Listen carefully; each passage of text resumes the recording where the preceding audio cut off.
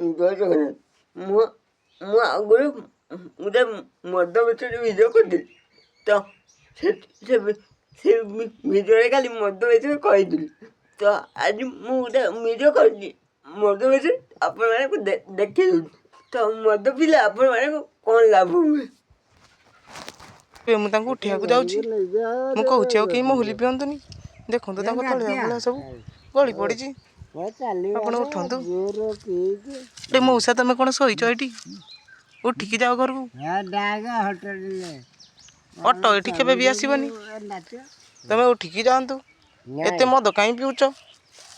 ଆପଣ ଏବେ ଆପଣମାନେ ଭାବନ୍ତୁ ଯେ ମୁଁ ନିଜେ ଚାଲିପାରୁନି, କିନ୍ତୁ ମୁଁ ଆଜି ପର୍ଯ୍ୟନ୍ତ କେଉଁ ରାସ୍ତାରେ ପଡ଼ିନି।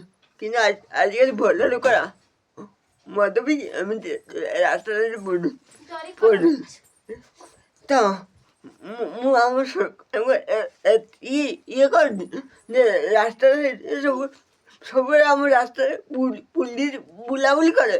ଏମିତି ମଦମାନଙ୍କୁ ଧରିବେ ଆଉ ମଦ ମାନେ ଆରାମସେ ବାଡ଼େଇ ପାରିବେ।